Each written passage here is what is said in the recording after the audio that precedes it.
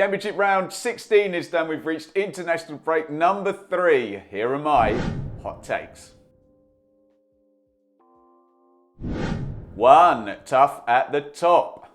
Now, let's be very clear about this. Leicester have a massive amount of credit in the bank from their amazing start, but a second straight defeat here this weekend has at least given the table a slightly more competitive look as we pause for a couple of weeks. It was 1-0 in the head-to-head against Leeds last week and 1-0 against Borough this week. Foxes fans will argue they faced an excellent keeping performance from Seny Dieng and then conceded a worldie from Sam Greenwood in the last 10.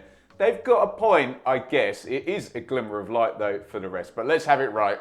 Leicester are still miles above the magical 2 points per game average and project a 112-point total. Well played, Borough, by the way. 9 wins in 11 in all comps and 2 points off the playoffs. Incredibly, Ipswich are level on points with Leicester now and are 12 games undefeated after beating Swansea at Portman Road. Obviously, with it being an Ipswich home game, it had to be a crazy high-scoring one. And a 3-2 win for Town now makes it 40 goals, 40 in 8 games at Portman Road in the Championship so far this season. We saw Swans take the lead, Ipswich power in 3 goals, including a screamer from Jack Taylor, a red card for Swansea, then a nervy finish as it went back 3-2. Look, if the natural order of the football hierarchy does hold, then with the 3 Year 1 parachute teams all looking good, they may well end up being the final top 3. With that being the case, for a promoted League 1 team to be within 8 points of them is impressive. To be 8 points clear of 2 of them is just downright extraordinary. The 2 teams chasing Leeds and Southampton are both on a charge now and both recorded the 3rd straight win this weekend. Leeds looked like they were going to run up a cricket score at home to Plymouth in that first half when they went 2 up with James and Peru scoring. It was 2-1 in the end and Leeds have won 6 of their last 7. They will hit the 2 points per game marker by beating Rotherham in the first game back after the international break and in most normal Championship seasons would likely be nicely top of the table by now. Southampton are cooking nicely too. They also won 2-1 at home against in-form West Brom. Adam Armstrong's 9th goal of the season gave Saints a 6th win in 8 games. It is a fascinating race, a crazy high standard. Over the past 8 matches, Leicester, 18 points. Leeds, 18 points. Ipswich, 18 points. Southampton, 20. 2. Cruise control. A few pretty convincing wins this round. Let's doff our cap to Watford for the biggest as they hammered Rotherham 5-0 at the Vic and are now 6 games undefeated. Mileta Rajovic got 5 and 6 for the season off a couple of lovely Ken Sema assists, and it just got away from Rotherham as Watford turned the screw for goals 3, 4 and 5 in the second half. Is it a case of nice recent fixtures for the Hornets, or is this a team who will continue to trend upwards? You tell me. Take a bow, Joe Edwards though, as first games go, a 4-0 away win would have been very much in the best case scenario pot for the new Millwall boss, but it's exactly what went down. We will throw in the obvious caveat that the win came at Sheffield Wednesday, who are rock bottom of the table and 9 points adrift of safety, but you do not blame the Millwall fans for getting carried away with this one. A pretty bold hire to replace a very established manager with a fairly cautious nature, and they've only gone and banged in 4 goals in the first game. Look, time will tell way more about Joe Edwards, but it is certainly 10 out of 10 so far. Someone who's not getting 10 out of 10 so far is Wayne Rooney at Birmingham. His side lost 3-1 at Sunderland. He now has 1 point in his first 5 matches in charge. Now, we did cover this one on the watch along yesterday, so head over there for any real detail on the game. Big picture though, well done Sunderland back into the top 6. Jobs are good and there.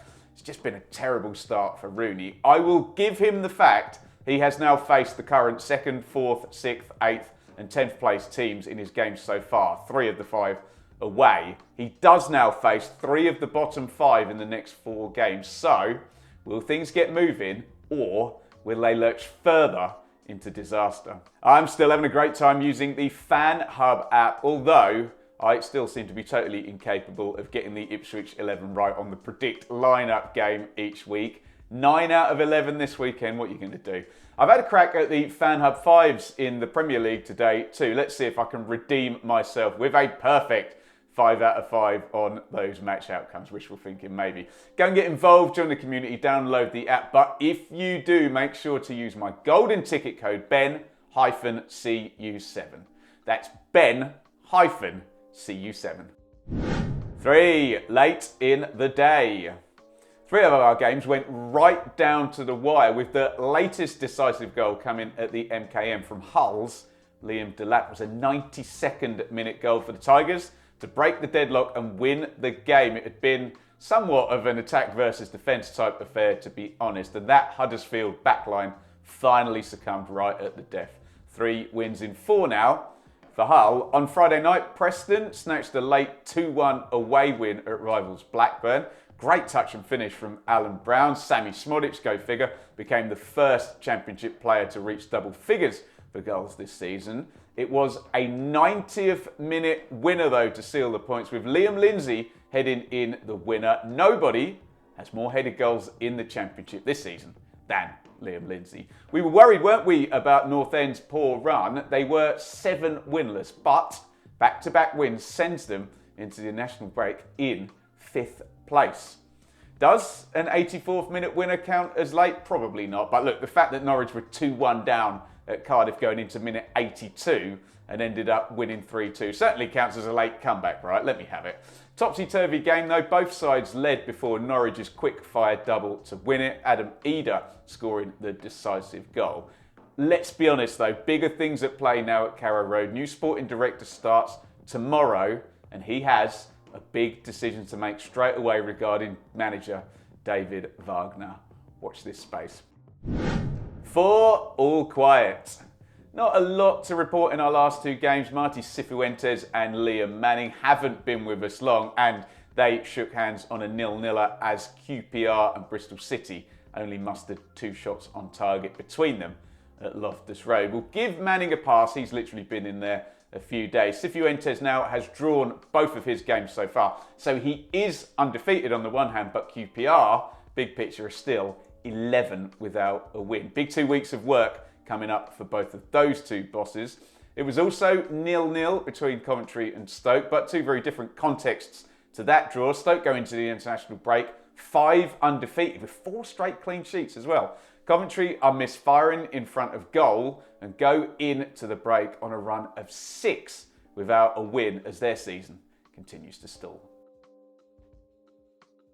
There you go. That is my latest batch of hot takes. Let me know what you think of mine in the comments, or better still, get involved with your own down there.